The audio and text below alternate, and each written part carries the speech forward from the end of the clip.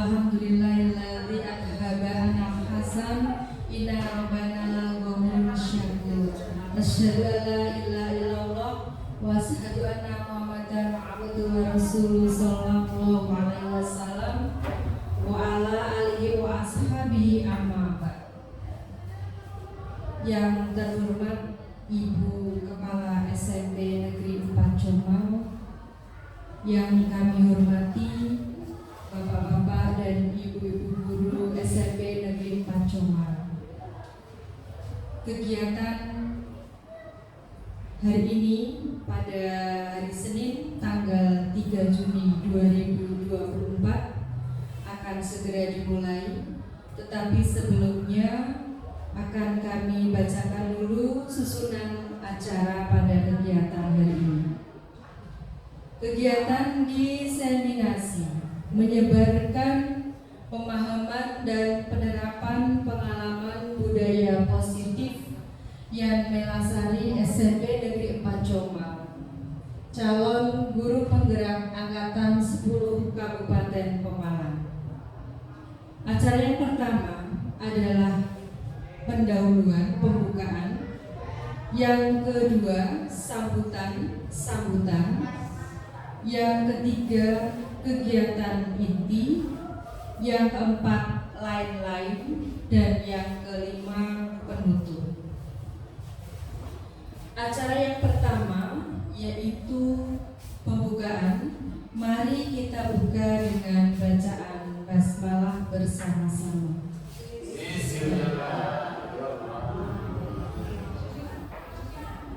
Acara yang kedua yaitu sambutan Kepala SMP Negeri 4 Jombang, Ibu Sri Novianti SPD, dipersilakan.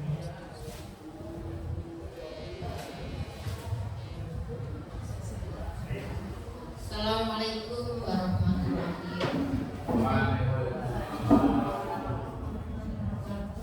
Yang saya hormati Bapak Ibu Guru peserta designasi budaya positif yang akan disampaikan nanti Ibu Mela, dan yang saya hormati juga CDP Ibu Yan Melasari yang nanti akan memaparkan budaya positif yang ada di sekolah kita.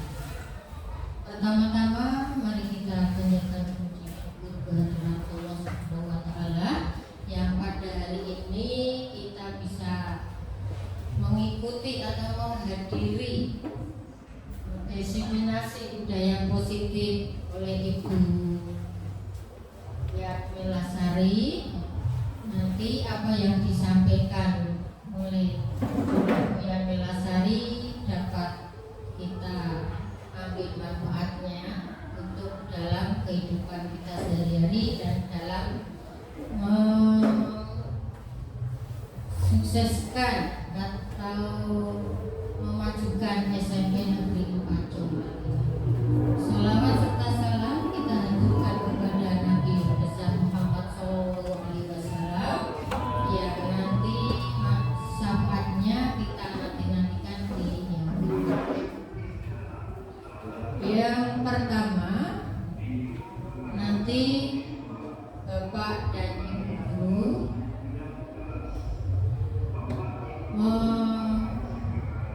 mendengarkan apa yang ada di budaya positifnya dari Ibu Mela. Nanti kita bisa terapkan dalam SMP Negeri 4 Jombang, terutama dalam budaya positifnya apa saja. Nanti mungkin ada kedisiplinan dan ada dimensi ya, untuk profil pelajaran Pancasila. Mungkin nanti mau dijelaskan satu persatu. Kemudian untuk disiplin, nanti kita disiplinnya untuk kita pada diri kita sendiri, pribadi kita, baru bisa ke orang yang lainnya. Yang utama nanti diri kita sendiri yang apa apa yang disampaikan nanti di Bu Mela bisa kita praktekkan dalam kehidupan sehari-hari, terutama di SMP Negeri 4 untuk kemajuan dari SMP Negeri 4. Kemudian kita dengarkan nanti apa sih yang disampaikan Ibu Mela. Nanti Bapak Ibu guru bisa bertanya atau memberi masukan untuk kemajuan SMP Negeri 4 Jombang dan untuk Ibu Mela sendiri dalam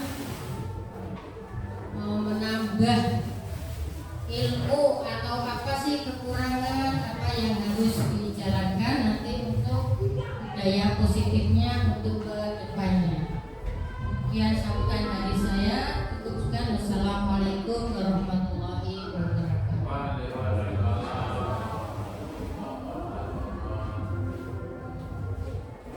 Terima kasih pada Ibu Sri Novian DSPD. Acara yang berikutnya yang ketiga adalah kegiatan inti, yaitu kegiatan diseminasi budaya positif di sekolah. Ibu Yan Melasari SPD dipersilakan.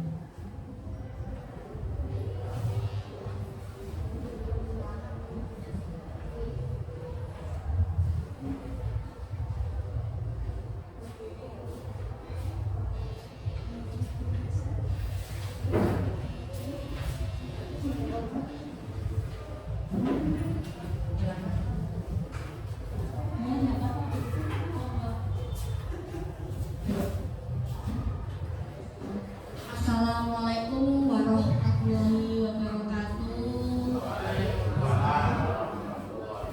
Matur sembah nuwun Bapak Ibu guru sudah meluangkan waktu yang berharganya buat acara saya. Ini sebenarnya acara dalam program pendidikan saya sebagai guru penggerak, ya. Saya diwajibkan untuk sharing ilmu.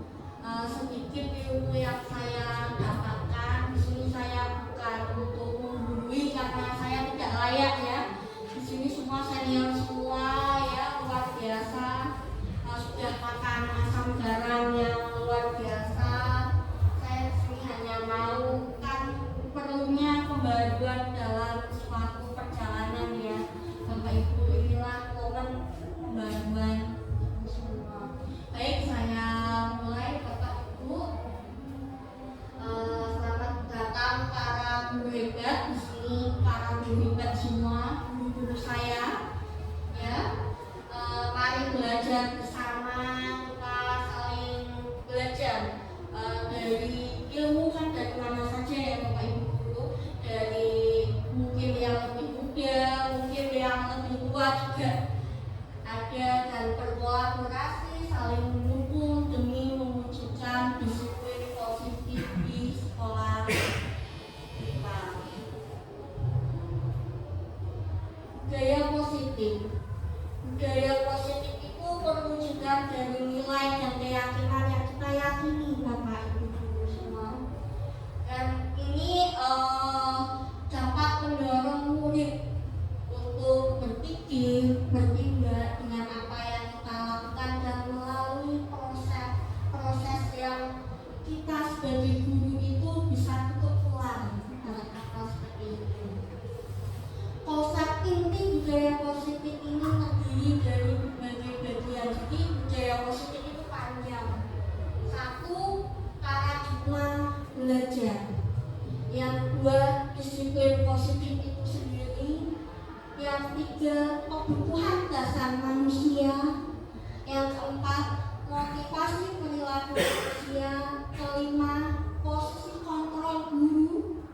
6, keyakinan kelas. Yang terakhir ketiga, restitusi. Kita akan menjabarkan sedikit ilmu yang saya dapat dengan mungkin nanti banyak kurangnya. Nanti dengan banyak kurangnya ini mungkin bisa menarik Bapak Ibu guru penasaran ini apa sih gitu.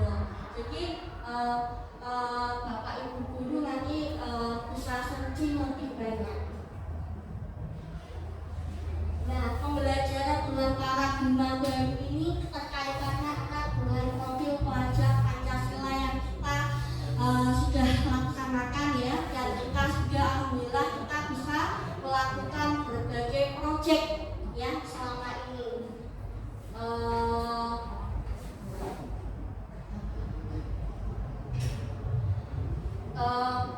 Kita sudah melakukan proyek P5 sedikit banyak, dan ini merupakan awal mula dengan paradigma baru yang kedua, disiplin positif, pembiasaan hal yang baik. Disiplin positif itu pembiasaan hal yang baik, mencakup sikap, perilaku maupun tutur kata oleh seluruh warga sekolah. Jadi tidak hanya siswa yang kita tuntut, guru dan seluruh bagian sekolah, mohon maaf, semua bagian. Ini saya nggak bisa menyebutkan ya. Jadi berkembang menjadi pribadi yang kritis, mandiri, bertanggung jawab. Tujuan kita sebagai pendidik yaitu menciptakan peserta didik yang memiliki disiplin diri, sehingga mereka berperilaku mengacu pada nilai-nilai kejujuran yang universal, yang lebih umum, dan memiliki motivasi diri menuju perubahan perilaku ke arah yang lebih baik.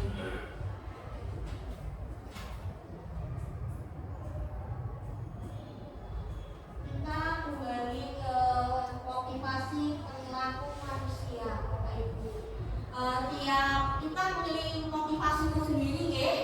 Saya memotivasi, Bapak Ibu juga motivasi. Motivasinya masing-masing, ada motivasi karena karir, karena pekerjaan, karena orang lain. Saya sedikit menjanggalkan motivasi adalah dorongan yang timbul dari dalam diri seseorang. Ya, satu ini saya contohkan yang ini, menghindari ketidaknyamanan dan hukuman murid melakukan disiplin. Ini karena kita seorang guru, kita harus mencari motivasi anak itu apa sih?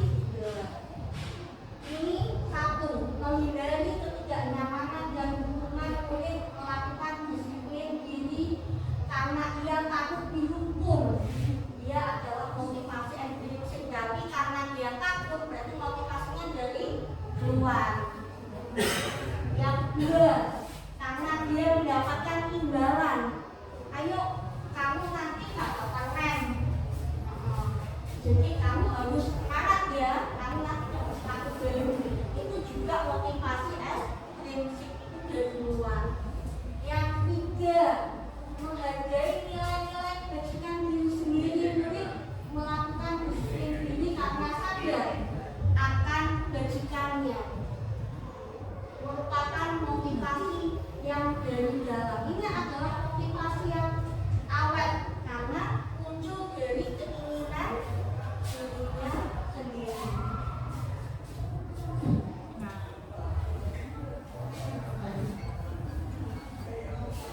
Disiplin juga membuat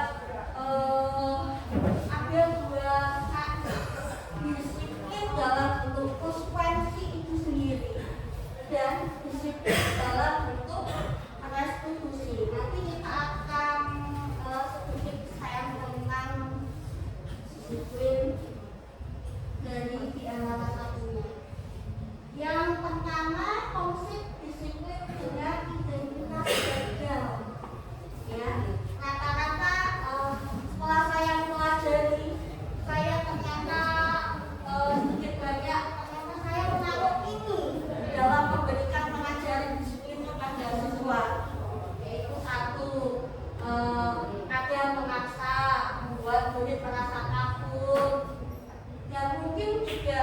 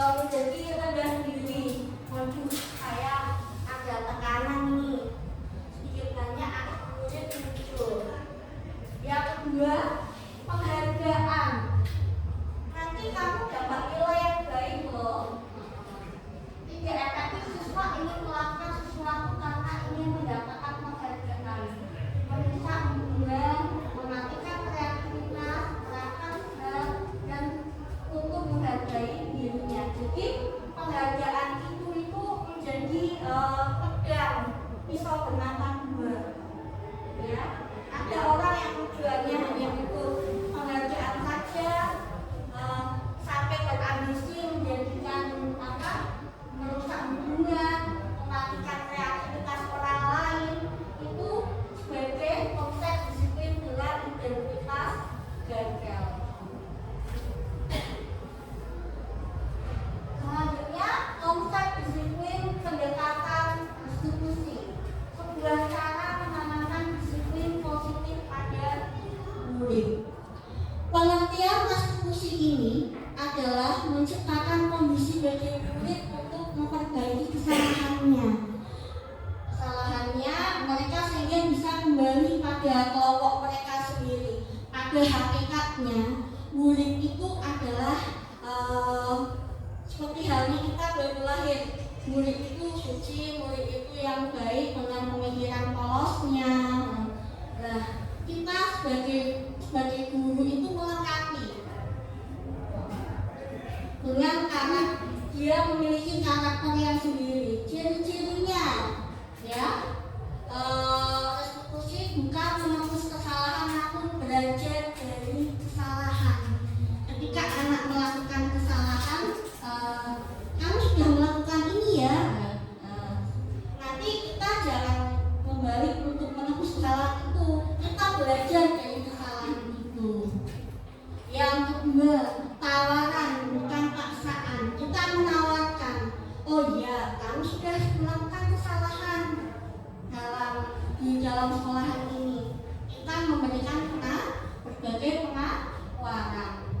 Selanjutnya, menuntun untuk melihat ke dalam diri. Jadi kita sebagai guru, kita menuntun siswa sehingga dia mempunyai arah yang lebih jelas. Fokus pada karakter, karena tidak disadari kita mempunyai siswa kita karakternya beda-beda. Ya. Yang selanjutnya, menguatkan dan fokus pada solusi. Sebagai guru kita harus memberikan solusi. Solusi kira-kira apa sih yang terbaik buat siswa?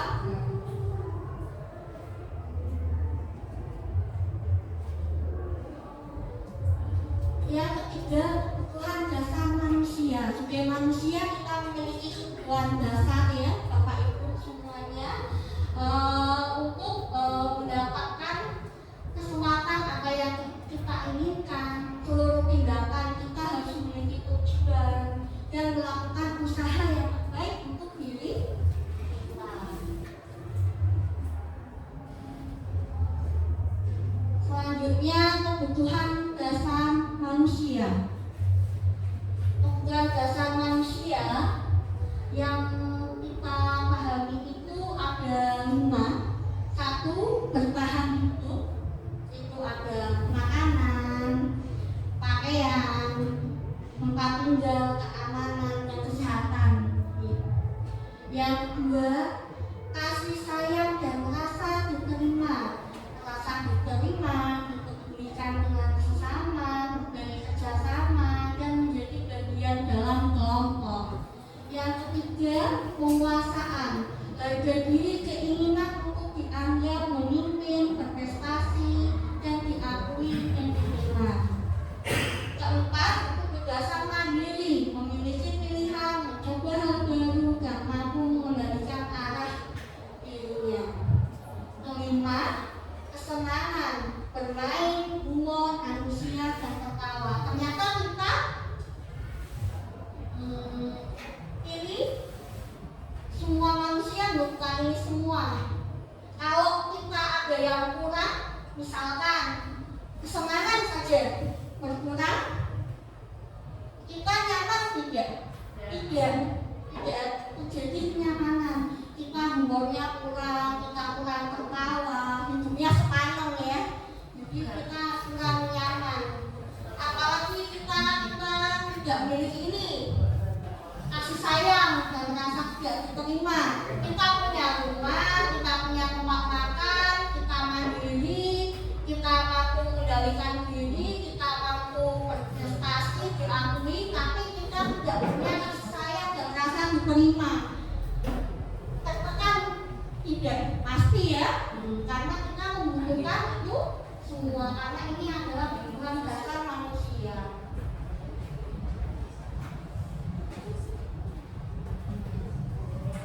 Selanjutnya, sebagai guru kita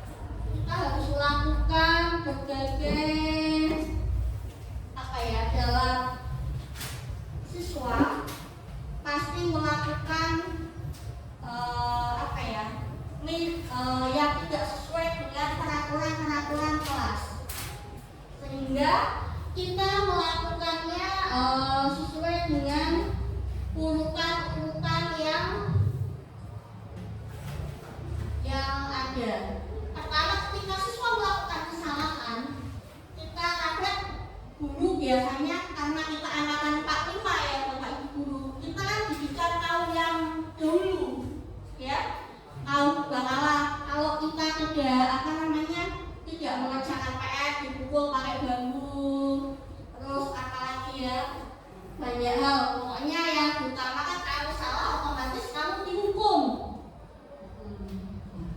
Ya, apa yang terjadi bersifat terarah hukuman bisnis ya. Yang kedua, konsekuensi rencana sesuai dengan peraturan murid.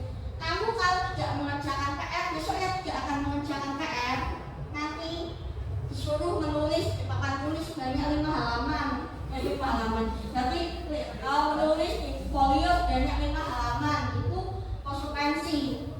Mereka tidak ada perjanjian dulu, ya kita melakukan ini itu konsekuensi. Yang terakhir yaitu restitusi, proses menciptakan kondisi bagi murid untuk memperbaiki yang wajar, kemudian mencari diri, murid mencari solusi. Jadi nanti kita menawarkan, oh iya kamu tadi salah, ya. Habis itu saya juga pernah melakukan salah. Kita melakukan penawaran. Yuk, nanti kita perbaiki yuk, caranya gimana. Itu sedikit banyak tentang restitusi. Nah, ini posisi kita. Posisi kita Bapak Ibu guru. Saya pertama kali belajar, saya berada di posisi yang mana Bapak Ibu guru? Posisi kontrol guru, ya. Ketika saya belajar ternyata saya di posisi terendah, padahal sebagai guru kita harus berada di posisi manajer. Ya.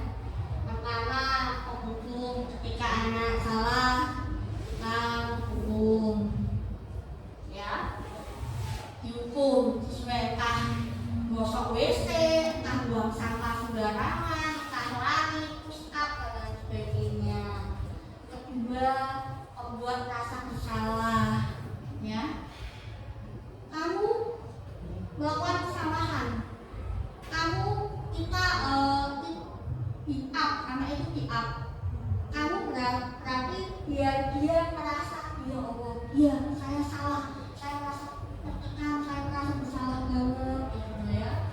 Ketiga, ini ternyata posisi saya karena saya milenial, ya, generasi yang agak-agak di sini, jadi saya menjadikan ternyata saya teman. Dari teman itu ternyata menjadi masalah juga. Anak merasa kadang karena saya menganggap dia teman ya, jadi dia kadang ada yang over batas. Ini saya ternyata di posisi ini Bapak Ibu. Sedangkan kita juga tidak bisa seterusnya menjadi teman. Yang selanjutnya pemantau. Kita langsung ke contoh saja.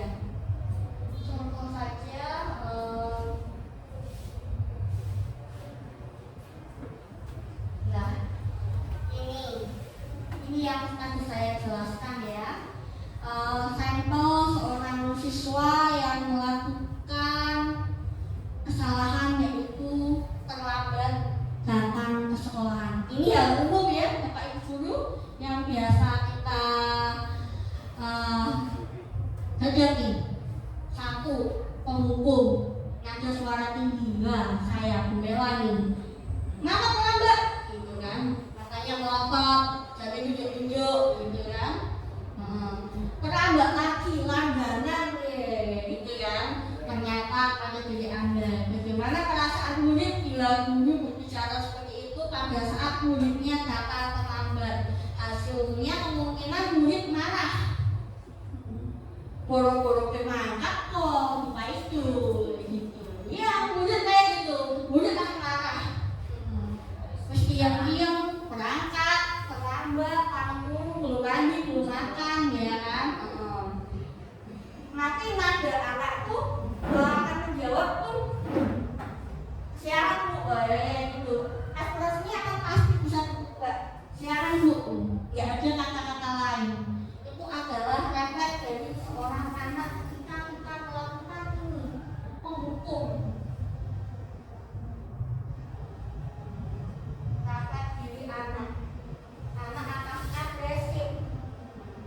Jadi murid itu mungkin mantel, jadi harinya deadwood. Kita kalau pagi-pagi ada teman kita sejawat kita yang merasa kita membuat kita tidak nyaman, deadwood juga kan? Itulah murid yang murid rasakan. Yang kedua, membuat merasa bersalah. Nada suara mengelas, haluski, bahasa kuku, merapat pada arah lesu. Aki, kamu ini bagaimana ya? Kami sudah berjanji, ya, dengan ibu tidak akan terlambat lagi. Kamu kenapa ya? Senang sekali mengecewakan ibu. Ibu benar kecewa sekali dengan nada yang lembut ya. Kamu katanya, padahal ibu sudah membanggakan kamu pada bapak ibu semua, katanya kamu nggak terlambat lagi dan lain sebagainya, ya kan? Membuat murid merasa bersalah telah mengecewakan ibu. Maaf ya bu, saya mengingkar janji. Dia kan sudah berjanji untuk tidak terlambat lagi. Ternyata kita melakukan ini, membuat merasa bersalah. Murid akan menjadi, wah saya gagal ini menepati janji saya. Yang ketiga, sebagai teman, nada suara yang ramah, akrab, gitu ya, bercanda bahasa kuku dengan bahasa gaul. Pak Toto ini biasanya ya, Pak Toto ya gaulnya luar biasa. Aki, ayo loh, kemana sih? Kamu kemarin sudah janji loh ke bapak. Kenapa terlambat lagi ya? Yuk sambil ketawa, jawil-jawil juga ya pak. Ya sudah, tidak apa-apa. Duduk dulu sana, nanti pak guru bantu. Sambil senyum-senyum. Hasilnya apa? Murid akan merasa senang akrab dengan guru, dan ini dampaknya agak sedikit ya. Biasa, ya. Dampak yang positif ya. Dia mungkin tidak akan merasa bersalah, merasa apa, tapi menjadi tergantung pada guru tersebut. Ketika dia melakukan kesalahan lagi karena dia merasa belum sama Pak Toto, dia mencari Pak Toto untuk mencari pembelaan, mungkin dia bisa juga ya, karena sudah merasa bestie. Yang keempat, pemantau, nada suara datar ya. Adi, tahukah kamu jam berapa kita mulai pelajaran? Tahu pak? Kamu terlambat 15 menit. Kamu sudah memberi konsekuensi yang harus dilakukan bila terlambat. Paham pak? Saya harus tinggal kelas pada jam itu, istirahat nanti dan mengerjakan tugas tinggalan saya. Ini ada punishment di dalamnya, karena sudah ada perjanjian. Di antara kalau terlambat lagi gimana? Ya benar, nanti pada saat jam istirahat kamu harus tinggal di kelas dan menyelesaikan tugas yang tertinggal tadi. Bagaimana perasaan murid diperlakukan seperti ini? Ya kan? Murid memahami konsekuensi yang harus dijalankan. Dia sudah mulai memahami konsekuensi. Oh iya, karena dia salah, ya, melanggar peraturan, ya. Dan kita juga guru tidak menunjukkan emosi, entah menang, entah marah, entah merasa bersalah. Guru tidak menunjukkan emosi yang berlebihan, dan murid tetap tidak nyaman itu dengan harus tinggal kelas karena ada punishment-nya, yaitu dia harus tinggal di kelas dan jam istirahat nanti akan berkurang. Yang kelima, ini adalah ideal manajer nada suara tulus. Ada tulusan itu dilihat dari apa ya Bapak Ibu ya? Dari mungkin dari sikap juga, dari tatapan mata, ucapan, nada suara tulus, bahasa tubuh tidak kaku, mendekat ke murid. Adi, apakah kamu mengetahui jam berapa sekolah dimulai? Tahu Pak, jam 7. Ya, jadi kamu terlambat. Kira-kira bagaimana akan memperbaiki masalah ini? Saya bisa menanyakan teman saya Pak untuk mengerjakan tugas yang tertinggal. Ya, jadi dia menyadari kesalahannya dia memberikan win-win solution kepada kepada kita dan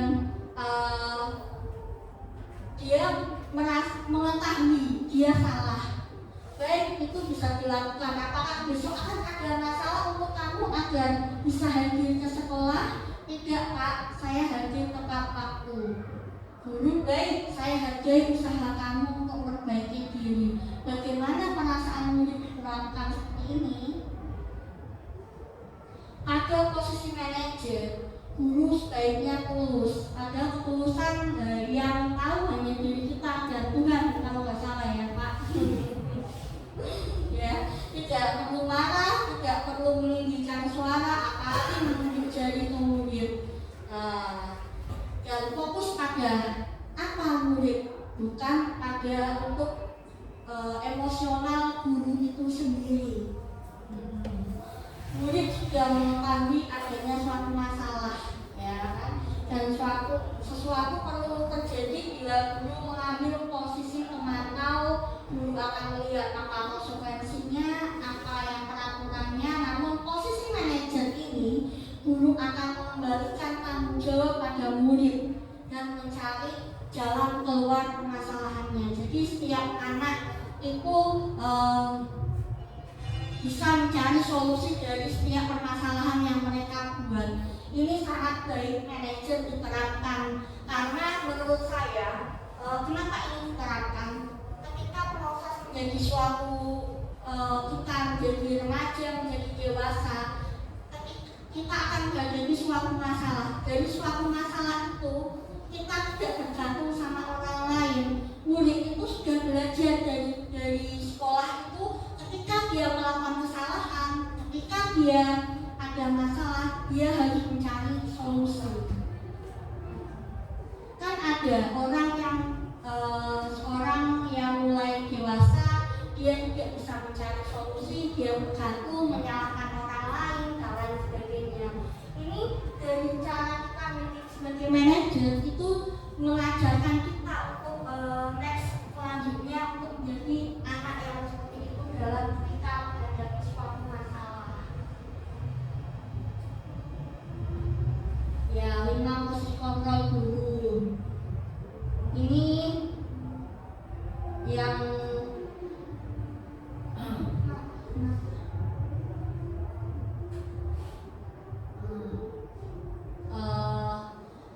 ini dicoba ya Bapak Ibu Guru, posisi kontrol apakah saya kecewa sekali dengan kamu yang tadi ini kira-kira posisi apa Bapak Ibu yang tadi ini membuat merasa bersalah ya. Biasa dulu ngomong saya kecewa dengan kamu sudah janji, kenapa kamu bohongi? Membuat murid merasa bersalah. Yang selanjutnya posisi kontrol, apakah kamu tidak pernah benar melakukannya, sekarang keliling apa 3 kali, iya benar, menghukum. Posisi kontrol, apakah aku kira-kira bagaimana kamu akan memperbaiki masalah ini. Ini adalah seorang seperti manajer ya, ini ayolah lakukan demi Bapak Ibu, ayolah kamu tertib demi Ibu ini beda kamu ya. Kita sebagai teman. Yang selanjutnya, kamu terlambat 15 menit. Apakah kamu sudah mengerti konsekuensi yang dilakukan bila terlambat? Pemantau ya. Yang keenam, keyakinan kelas ya. Saya pengen Bapak Ibu setelah saya pengen sharing dengan keyakinan kelas, kesepakatan kelas yang diyakini bersama guru dan murid dengan harapan dapat meningkatkan kedisiplinan murid.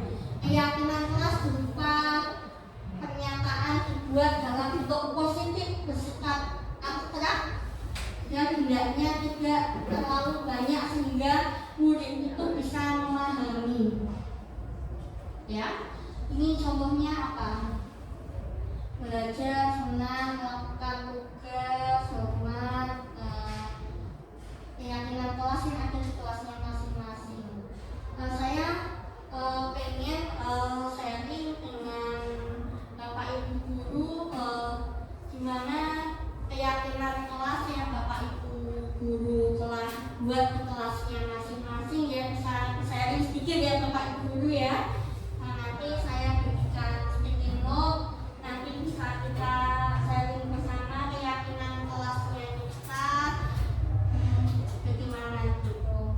Saya pengen pembelajaran saya kangen dengan dulu saya itu SMP diajar biologi ya, bahasa Indonesia.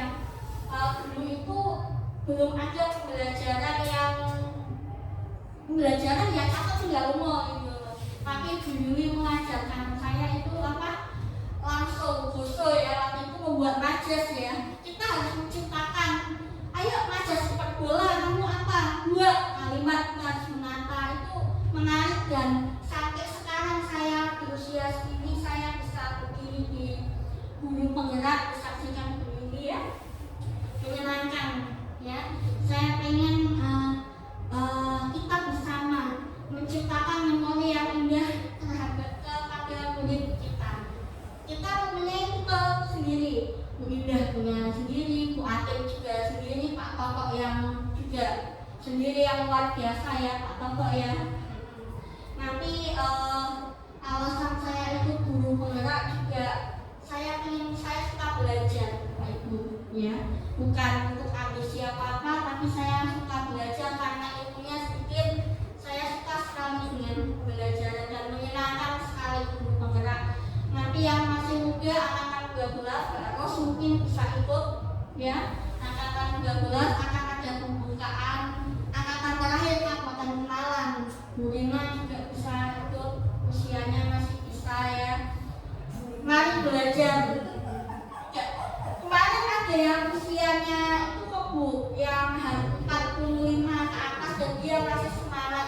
Bahkan kemarin waktu saya loka 1 itu ada yang baru sesar itu loka.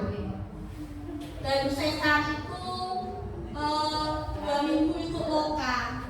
Luar biasa sekali semangatnya. Dan disitu dari semangat itu kita belajar, kita ya, ternyata kita belum ada apa-apanya ya gitu. Saya bagikan sedikit ya Bu untuk Bapak Ibu, mungkin keyakinan kelas apa yang Bapak Ibu inginkan.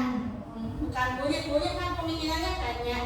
Kalau dari Bapak Ibu guru, keyakinan apa sih, saya pengen tahu nih.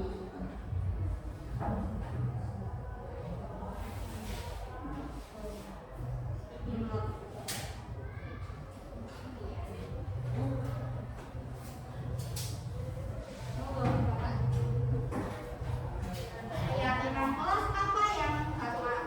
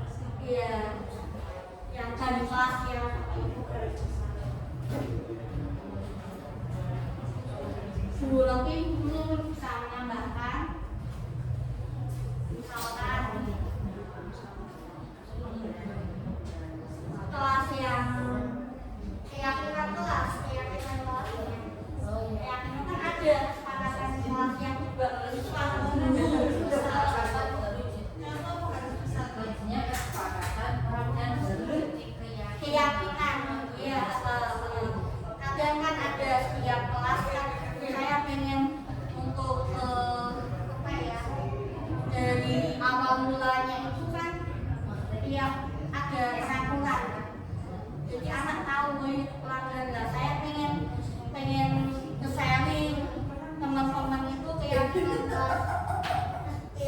kesepakatan kelasnya itu apa saja yang Bapak Ibu inginkan. Saya pengen meminta ilmu juga pada Bapak Ibu. Singkat aja, singkat, simpel, nanti bisa ditempel di sini Bu. Tempel dulu.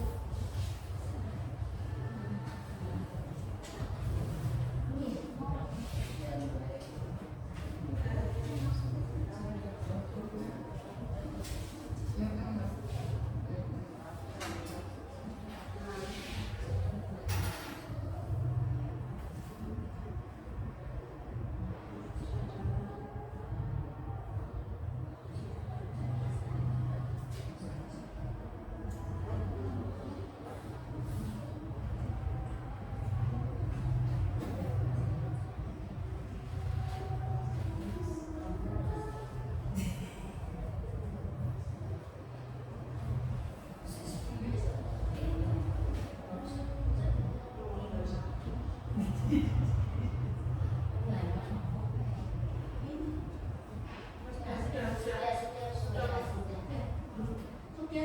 ditempel begini.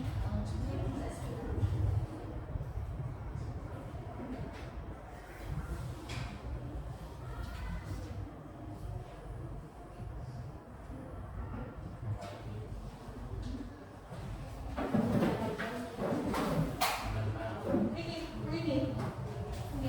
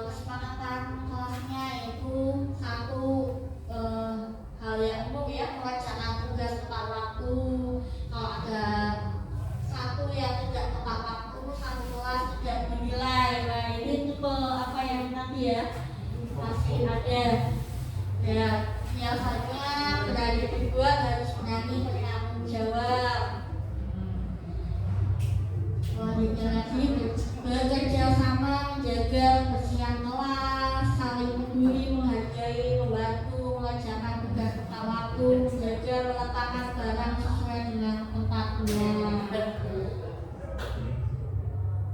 Selanjutnya apa? Menghormati orang yang sedang berbicara dengan cara mendengarkan. Simple tapi dalam ya Bapak Ibu. Terus selanjutnya menghargai kelebihan dan kekurangan teman. Ini adalah dasar ya. Nah, jadi tidak akan muncul pembulian kalau ada kesepakatan seperti ini ya. Pembulian akan lebih. Selanjutnya disiplin dan bertanggung jawab. Selanjutnya ini anak melambat masuk 5 menit beri sanksi bersama-sama. Kesepakatan guru teman-temannya, begitu juga kalau guru terlambat tanpa keterangan juga diberi sanksi yang sudah disepakati bersama. Ini luar biasa unik ya. Jadi tidak hanya siswa yang merasa terzalimi, guru juga ya. Kalau dia melakukan kesalahan, masa dia melakukan kesalahan enggak gitu kan? Ada kita contoh ya. Ini baru ya Bapak Ibu guru, selalu menjaga kebersihan kelas. Kelas yang aman, nyaman dan kondusif. Membuat suasana kelas menjadi nyaman. Kooperatif, bertanggung jawab. Jaga kebersihan kelas kita agar nyaman dan waktu belajar. Dalam pembelajaran siswa merasa senang dan nyaman. Jarang kita menanyakan apakah kamu senang, apakah kamu nyaman, itu ya, jarang. Sepenting ya udah materi bab ini selesai baik-baik. Serah kamu gitu. Padahal sebenarnya makna kita dalam ya, tapi jarang kita menyadari itu semua. Kita lanjut ke segi 3 diskusi ya Bapak Ibu, masih pada semangat? Semangat ya, kita 9 menit. Tepuk semangat ya, kita tepuk semangat dulu. Oke, tepuk semangat. Tepuk semangat. Semangat, yes.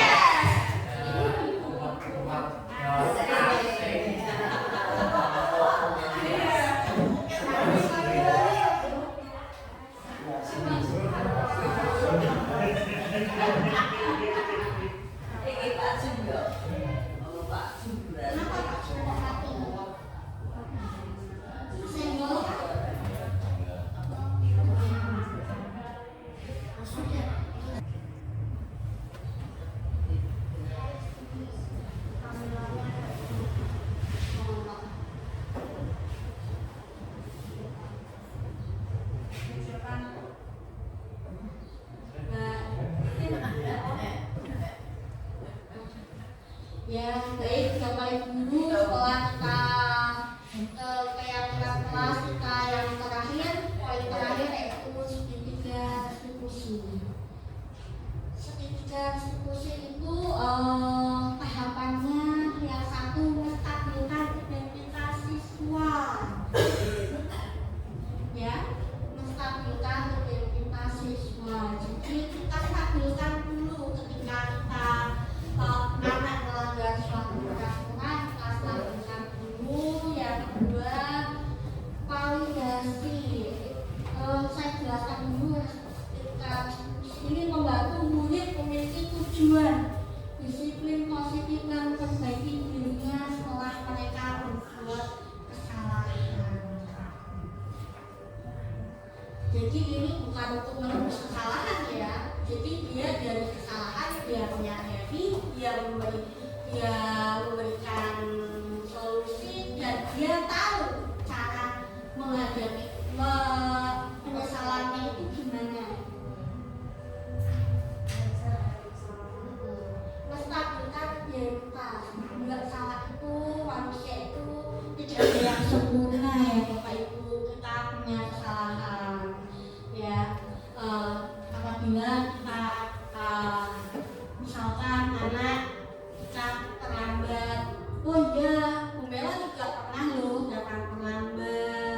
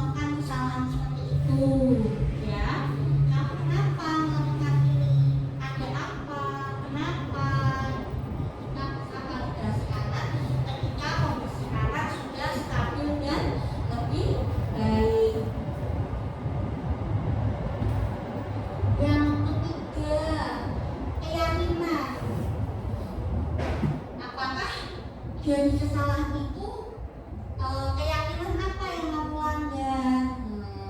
Sebelumnya pasti kita sudah membuat ini keyakinan kelas kita, peraturan kelas kita, kesepakatan, keyakinan anak, keyakinan apa yang sudah kita langgar? Hal apa? Kamu yakin ini penting bagi diri kamu? Gitu. Dia menyadari, oh iya, ini penting loh bagi saya. Ini menanyakan keyakinan dan selanjutnya menjadi suatu solusi dan pembaikan diri. Sekian, terima kasih. Sedikit ilmu dari saya. Saya bukan memberi ilmu, tapi saya yang dari ini juga saya mendapatkan ilmu dari Bapak Ibu semua. Terima kasih sebanyak-banyaknya. Salam guru bergerak menggerakkan. Terima kasih. Wassalamualaikum warahmatullahi wabarakatuh.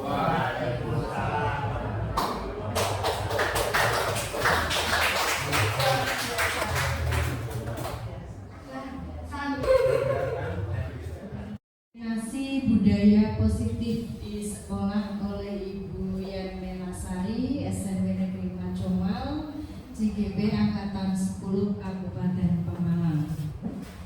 Acara yang terakhir adalah penutup. Mari kita tutup dengan bacaan hamdalah bersama-sama.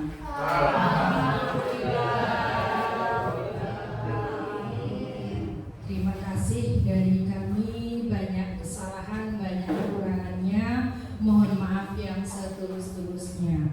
Assalamualaikum warahmatullahi wabarakatuh.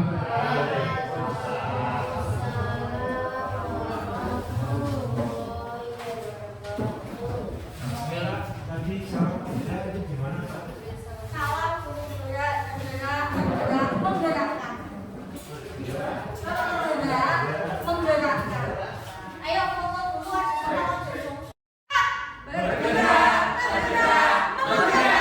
Sekali lagi.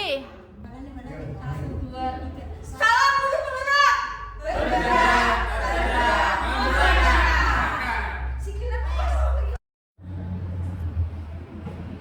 Oke, komentar untuk Bu Yan Melasari tadi sudah memberikan ilmu tentang diseminasi menyebabkan pemahaman dan penerapan pengalaman dalam budaya positif. Kami guru-guru yang ada di sini sangat bangga tentu saja pada Bu Mela yang sudah menjadi calon guru penggerak Angkatan 10. Ibu Melasari ini dulu murid saya. Memang dari dulu selalu luar biasa karena kemampuannya, karena pengetahuannya. Maka untuk saat ini menjadi calon guru penggerak itu pas sekali, sesuai dengan moto guru penggerak, bergerak, tergerak, dan menggerakkan. Oke, Ibu Mela yang luar biasa, hebat, dan tentu saja selalu smart. Terima kasih.